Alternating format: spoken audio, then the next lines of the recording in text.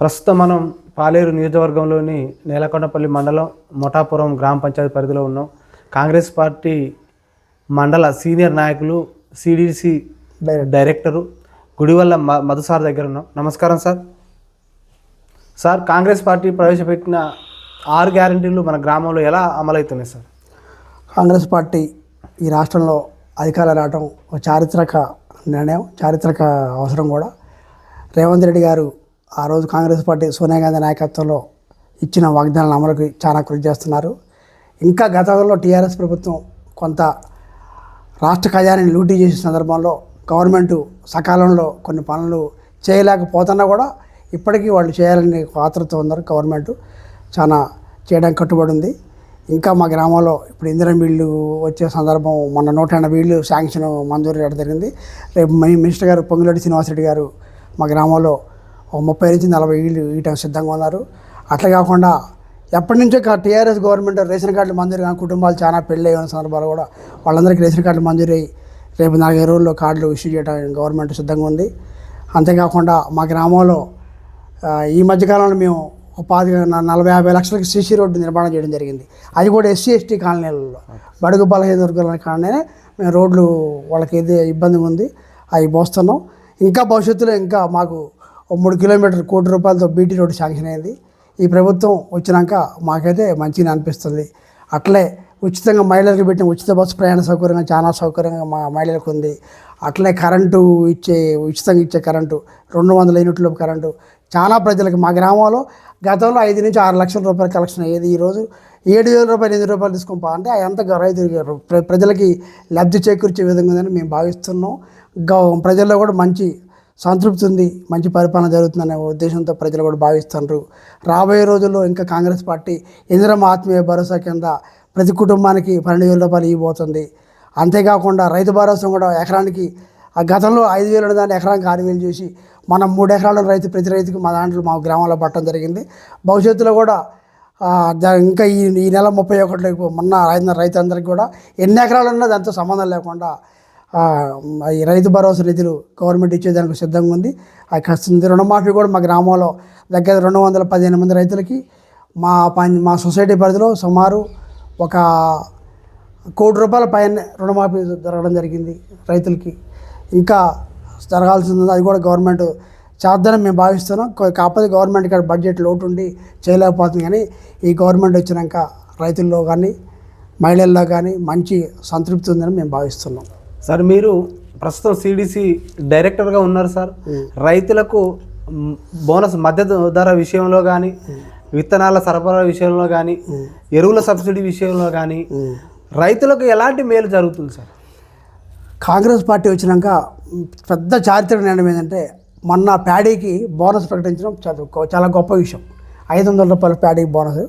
మొన్న మా గ్రామంలో ప్రతి రైతుకి 50,000 నుంచి నాకు తెలిసి 40,000, 50,000 రీసెంట్గా 3 నెలల కింద కూడా అకౌంట్లో జమ జరిగింది. అసలు ఆ విషయం రైతుల్లో చాలా ఆనందంగా ఉంది, చాలా ఆనందం వ్యక్తపడుతున్నారు. అట్లే ఎరువులు కానీ, మందుకట్టలు కానీ, పురుగు మందులు కానీ మా సొసైటీ ద్వారా చాలా మంచిగా పుష్కలంగా అందుతున్నాయి. పక్క గ్రామ ప్రజలు కూడా మా కాడి నుంచి చుచ్చి పట్టాపోతారు. ఆ విషయంలో ఎటువంటి లోటు లేదు.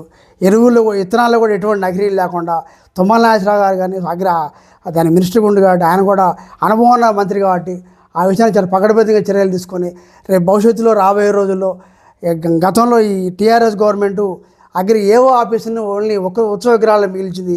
రేపు భవిష్యత్తులో అవన్నీ రైతులకు ట్రాక్టర్ ఇంప్లిమెంట్లు కానీ, పట్టాలు కానీ, తార్పాలిన పట్టాలు కానీ, పవర్ స్పేర్లు కానీ, తైవాన్ పంపులు కానీ రేపు వచ్చే బడ్జెట్లో పెట్టి రైతులకి ఇవన్నీ సబ్సిడీ ధర చేయడానికి చాలా సంసిద్ధంగా గవర్నమెంట్ ఉంది. మంచి బడ్జెట్ మనం ప్రవేశపెట్టారు.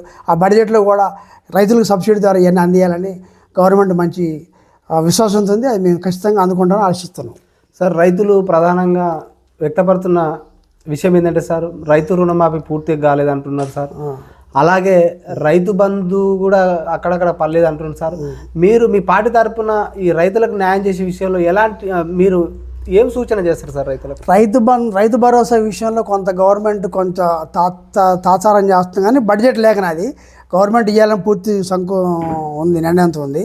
ఆ బడ్జెట్ ఈ మార్చిలో కల్లా 31 కల్లా పడితే దాంట్లో మాకు అనుమానం లేదు, పడేస్తుంది. అట్లా మీరు అనేది ఇంకోటి ఏది చెప్పారు కదా, రైతు రుణమాఫీ విషయంలో ఆ రోజు 2 లక్షల రూపాయలు ఇస్తున్నమాట అది కొంత కమిటెడ్గా చేశారు కొన్ని. ఇంకా 2 లక్షల పైన రుణాలు కూడా చేయడానికి కేవలం నిధుల కొరతే. గతంలో దుబారా లూటి ఆ కాళేశ్వరం ప్రాజెక్టు మీద పెట్టిన డబ్బులు లక్షల కోట్లు వెచ్చించి వాళ్ళంతా దుబారా చేసి ఆ కుటుంబం కలవకుండా కవిత, కేటీఆర్, హరీష్ రావు ఈ కుటుంబాలు కలవాడు. ఇంకో సంతోష్ కుమార్ వీళ్ళు తప్ప ఎటువంటి తెలంగాణలో వేరే కుటుంబానికి న్యాయం జరగలేదు. కేవలం ఆ కుటుంబానికి న్యాయం జరిగింది. వాళ్ళే గవర్నమెంట్ ఉన్న తెలంగాణ బడ్జెట్ ఉన్న నిధులు మొత్తం దోసుకొని పోవడం వల్ల ఇప్పుడు ఈ గవర్నమెంట్ సఫర్ అవుతుంది.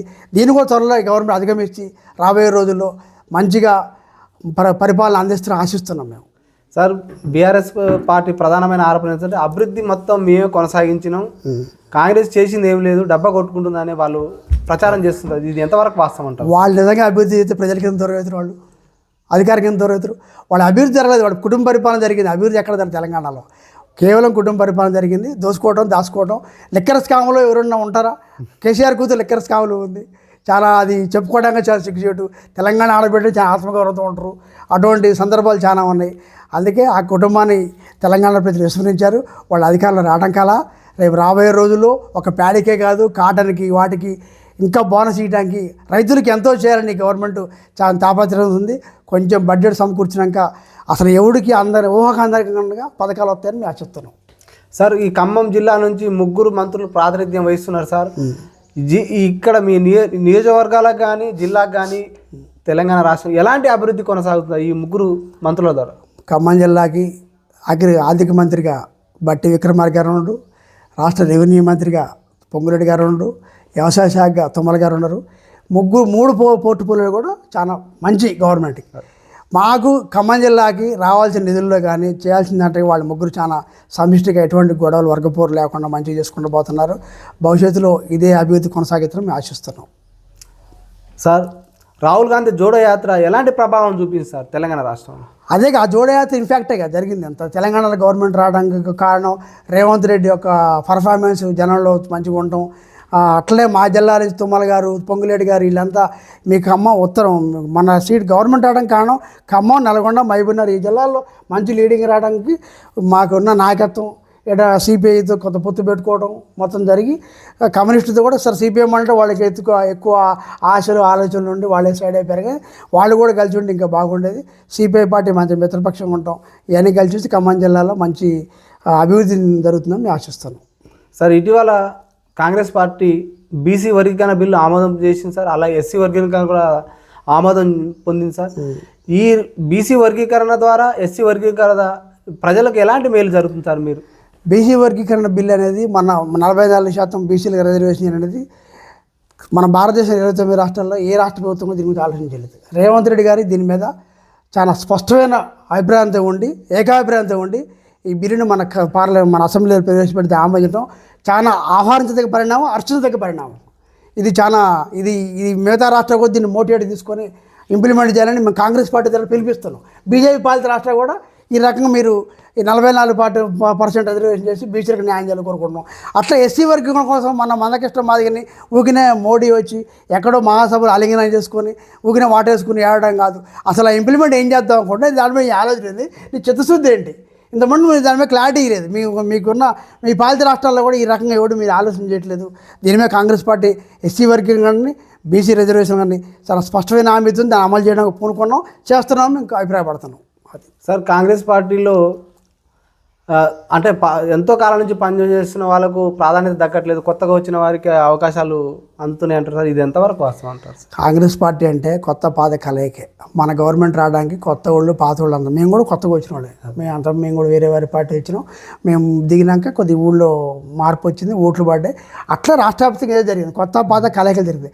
దీంట్లో ఏంటంటే వ్యక్తిగత నాయకుడి యొక్క ప్రాముఖ్యత, నాయకుడి ప్రాధాన్యత, ఎవరికైతే జనంలో పనిచేసే సత్తా క్రెడిబిలిటీ ఉంటుందో వాడికే పార్టీ అవకాశం ఇస్తుంది. దాన్ని తప్పటానికి లేదు. అది కొద్ది అపోహ మాత్రం, అది నా ఉద్దేశం. త్వరలో స్థానిక సంస్థలు ఎలక్షన్ రాబోతున్నాయి సార్. ఎలక్షన్ అంటే మందు డబ్బు ఏర్లై పారుతుంది సార్. దీని కట్టడికి మీరు మండల పార్టీ సీనియర్ నాయకులు ఉన్నారు, సౌమ్యుడిగా ఉన్నారు, ఎలాంటి కార్యాచరణ ఉండబోతుంది సార్? కాంగ్రెస్ పార్టీ అనేది మొదటి నుంచి కూడా డబ్బులు ఇచ్చిన వీడి దాంట్లో అంతా బీజేపీ కొత్త సంస్కృతి వచ్చింది పెట్టింది తప్ప ఎప్పుడు డబ్బులు మందు ఇతర విడితనం పెద్దగా ఏం లేదు. సార్ రాజకీయాలు ఇప్పుడు సరా మామూలు అయిపోయింది, నువ్వు తాదంటా తోసిపెట్టడం కూడా లేదు. అయినా మేము ఆ విషయంలో కొంత మేము పకడ్బందీని ఉన్నాం. అట్లాగా జనానికి మనం ఎంతైనా అభివృద్ధి చేసి వాళ్ళకి కావాలి సంక్షేమ పథకాలు సంక్షేమ కార్యక్రమం అందించి వ్యక్తిగతంగా వాళ్ళ కుటుంబాలు వాళ్ళ లబ్ధి పొందాల ఉద్దేశంతో ఎన్నికలకు వెళ్తుంది తప్ప ఆ సార్ ఇచ్చో మద్యం ఇచ్చో డబ్బులు ఇచ్చో మేము ఎన్నికలకు పోము. ఏదైనా వాళ్ళు జనానికి లబ్ధి చేకూర్చే పనులు మా గవర్నమెంట్ చేస్తుంది, దాన్ని మేము జనానికి అందిస్తున్నాం. రేపు అదే నిరాంతో ఎన్నికలకు వెళ్తాం, మంచి మెజార్టీతో సీటు గెలుచుకొని వస్తాం ఆశిస్తున్నాం. సార్ గతంలో 10 ఏళ్ళు పరిపాలించిన బీఆర్ఎస్ పార్టీ రేషన్ కార్డుల పంపిణీ చేయలేకపోయింది సార్. అలాగే డబుల్ బెడ్రూమ్ ఇండ్లు కూడా ఫెయిల్యూర్ అయిన పరిస్థితి ఉంది సార్. మరి ఇప్పుడు కాంగ్రెస్ పార్టీ అధికారంలోకి వచ్చింది, పేదలకు నిరుపేదలకు న్యాయం జరుగుతుంది అంటారా సార్? సమస్య లేదు. 2 అన్నప్పుడు జరిగింది. ఇప్పుడు మీరు చెప్పి మా ఊళ్ళో 200-300 కుటుంబాలు పెళ్ళి అయ్యి 10 ఏళ్ళ మట్టి రేషన్ కార్డులు వేసుకున్న కుటుంబాలు ఉన్నాయి. వాళ్ళంతా దరఖాస్తు పెట్టుకుంటే మొన్న 95% శాంక్షన్ అయ్యే వాళ్ళకి ఈ గవర్నమెంట్ ఇవ్వడం ఆలస్యం ఉంది. ఆ ప్రోగ్రాం కూడా త్వరలో పెట్టి మినిస్టర్ గారు మన శ్రీనివాసరెడ్డి గారు చెప్పారు. ఆయన నాయకత్వంలో రేపు ఇందిరా మిల్లు కూడా మా గ్రామంలో టీఆర్ఎస్ గవర్నమెంట్ 17 నుండి 18 ఇళ్ళు ఇచ్చారు మా ఊళ్ళో. ఆ 18 కూడా ఎంతో పోరాటం చేస్తూ వచ్చినాయి. ఇప్పుడు రేపు వచ్చే రాబోయే ఇంకో 15 రోజుల్లోనే ఇందిరా మిల్లు శాంక్షన్ చేయబోతున్న మినిస్టర్ గారు మా కాడ పొంగులేటి శ్రీనివాసరెడ్డి గారు 40 ఇళ్ళు మా గ్రామానికి వస్తున్నాయి. అందుట్లో మెజార్టీ ఎస్టీ ఉన్న జనానికే ఇవ్వబోతున్నాం. 30 ఇళ్ళు వాళ్ళకి ఇచ్చి 10 ఇళ్ళు అయినా ఓసీ బీసీ సామాజిక వర్గం తప్ప దీంట్లో ఎటువంటి ఆలోచన లేదు. రాబోయే రోజుల్లో భవిష్యత్తులో కాంగ్రెస్ పార్టీ ఇంకా మంచి అభివృద్ధి కార్యక్రమాలు చేయబోతుంది, చేస్తుంది. జనానికి అవన్నీ సంతృప్తి కనుకుంటే ఆశిస్తున్నాం. సార్ ఈ పాలేరు నియోజకవర్గం నుంచి ప్రాతినిధ్యం వహిస్తున్నటువంటి మంత్రి పొంగులేటి సుధాకర్ రెడ్డి సార్ గారు, పొంగులేటి శ్రీనివాసరెడ్డి సార్ గారు ఆధ్వర్యంలో ఎలాంటి అభివృద్ధి కార్యక్రమాలు జరుగుతాయి? పొంగులేటి శ్రీనివాసరెడ్డి అనేవారు మంచి డైనమిక్ లీడరు. ఆయన జననాయకుడు. ఇవాళ కాదు, ఆయన ఎక్కడున్నా జనం నుంచి వచ్చిన నాయకుడు. ఆయన పర్ఫార్మెన్స్ చాలా బ్రహ్మాండంగా ఉంది. ఆయన రీసెంట్గా మనం 350 కోట్లు తెచ్చుకొచ్చి బీటీ రోడ్లు నియోజకవర్గంలో మొత్తం బీటీ రోడ్డుకి మొత్తం అన్నిటికీ మంజూరు ఇచ్చేసాడు. ఆ శిలాపలకాలు వేసి ఇక మొదలు పెట్టడం ఉంది, శంకుస్థాపన జరిగి. ఆ రకంగా రేపు బీటీ రోడ్డు కానీ సీసీ రోడ్డు కానీ వ్యక్తిగత పనులు కానీ పోతే క్యాంప్ ఆఫీస్కి వెళ్తే దయాకర్ రెడ్డి గారు ఉంటారు ఇన్ఛార్జి. ఆయన కూడా మేము పోయి గ్రామంలో పలానా సమస్య ఉందంటే ఎమ్మటే రెస్పాండ్ అయ్యి పలానా అధికారి చెప్పి మా సమస్యలు పరిష్కరించే దాంట్లో మా క్యాంప్ ఆఫీస్ కానీ మా మినిస్టర్ గారు కానీ చాలా మంచి దృఢ నిశ్చయంతో మంచి సకాలం అందుబాటులో పనిచేసి పెడుతుంది ఆశిస్తున్నాం. సార్ ప్రధాన సమస్య ఏంటంటే సార్ యువత మత్తు పదార్థాలకు బానిస అవుతుంది సార్. వాళ్ళ జీవితాలు చిన్నభిన్నం అయిపోతున్నాయి సార్. ఈ మత్తు పదార్థాల నిర్మూలన కోసం మీరు ఒక సీనియర్ నాయకుడిగా పార్టీ పక్షాన ఎలాంటి నిర్ణయాలు ఉంటాయి? ఇప్పటికే మీరు రేవంత్ రెడ్డి గారు మనం చూసి చెప్పాడు, గంజాయి నిర్మూలన కోసం ఈ ప్రభుత్వం చాలా కట్టుబడింది. అట్లే మాదక ద్రవ్యాల నిర్మూలన కోసం చాలా కట్టుబడింది. దానికోసం ప్రత్యేకంగా ఒకటి యాప్ ఒకటి తయారు చేసి దానికి పోలీస్కి పెద్ద ఈ మధ్యన అన్ని ఇన్స్ట్రక్షన్ చేయడం జరిగింది. అట్లే మా మండలంలో కూడా అటువంటి సంఘటన జరిగితే మేము ముందుండి కట్టడి చేసేదాంట్లో మా గ్రామంలో కూడా మేము ఏమైనా ఉన్న అటువంటి తెలిసి తిన్న పిల్లగానే మాదకద్రవ్యాలు అలవాటైనా మేము వాటిని నియంత్రించే దాంట్లో మా ప్రభుత్వం కానీ మేము కానీ కట్టుబడి ఉన్నాం. అటువంటి ముందు ఈ తెలంగాణ గవర్నమెంట్లో మాదక ద్రవ్యాల వ్యాపారం అయితే ఉండదు. అట్లా జనం కూడా ఉంటున్నాం. సార్ ఫైనల్గా సార్ గ్రామ అభివృద్ధి జరగాలంటే ఎలాంటి నాయకుడిని ఎన్నుకుంటే గ్రామం అభివృద్ధి పదంలో ముందుకు పోతుందని అంటారు? గ్రామం అభివృద్ధి జరగాలంటే నిత్యం జనం కోసం పనిచేసే నాయకుడే కావాలి. వాడు ఏ పార్టీ నుంచి వచ్చిండు ఏంది వాడు కాదు, వాడు క్యారెక్టర్ గుడ్డే ఉండాలి, జనం కోసం ఆలోచించి ఉండాలి, జనంలో తిరుగుతుండాలి. జనం ఇప్పుడు వస్తారు, వాడికి ఎంఆర్ ఆఫీస్ కానో పోలీస్ స్టేషన్ కానో ఇంక ఎండి ఆఫీస్ కానో కలెక్టర్ ఆఫీస్కి పని ఉంటుంది. తీసుకొని పోయి ఆ కుటుంబానికో ఆ బజారుకో ఆ వ్యక్తికో న్యాయం చేసినప్పుడు జననాయకుడు అవుతారు. ఆ రకంగా మేము ఊళ్ళో ఇప్పటికైతే మా సర్వీస్ మేము చేస్తున్నాం అనుకుంటున్నాం. జనం మరి మీకు కూడా చెప్పి ఉంటారు ఏం జరుగుతుంది అనేది. మేమైతే ఇప్పటికైతే మా వేలో మా ప్రభుత్వం వచ్చినాక మా మినిస్టర్ గారు మాకు మంచిగా అండగుండు శ్రీనివాసరెడ్డి గారు, ఆయన ద్వారా మేము జనానికి మంచి చేస్తానని కోరుకుంటున్నాం. సార్ త్వరలో స్థానిక సంస్థలు ఎలక్షన్ రాబోతాయి సార్. మీరు మండల సీనియర్ నాయకుడు సౌమ్యుడిగా పేరుంది సార్. మీకు ఎన్ని సీట్లు కైవసం చేసుకోబోతున్నారు మీ మండలంలో? మా మండలంలో 18 ఎంపీటీసీలు ఉన్నాయి, ఒక జెడ్పీటీసీ ఉంది. 18 ఎంపీటీసీ మెజార్టీ స్థానాలే మాకు వస్తాయి. దగ్గర 14-15 మాకు ఆల్రెడీ సర్వే రిపోర్ట్ కూడా ఉంది వస్తాయని. రేపు పంచాయతీలు కూడా 32 పంచాయతీలు ఉన్నాయి. 32 పంచాయతీలు మెజార్టీ పంచాయతీలు మాకు వస్తాయి. అక్కడక్కడ టీఆర్ఎస్ ఉన్నా వాళ్ళ పని ఇంకేం లేదు. మా మినిస్టర్ గారు ఉండి మాకు మంచి అభివృద్ధి ప్రదాత పొంగులేటి శ్రీనివాసరెడ్డి ఆయన ఆధ్వర్యంలో మంచి పాలేరు నియోజకవర్గం అభివృద్ధి చెందుతుంది. రేపు పంచాయతీ ఎన్నికల్లో కూడా ఆ నినాదంతో బయటికి వెళ్తాం. అభివృద్ధి మా నినాదం. మినిస్టర్ గారు మాకు అండగుండు. అదే గెలిచి మెజార్టీ పంచాయతీలు మెజార్టీ ఎంపీటీ స్థానిక ఎన్నికల్లో కాంగ్రెస్ జెండా రెపరెపలాడింది. Okay, thank you sir. చూస్తున్నాడు మీ తెలుగు. ఓకే.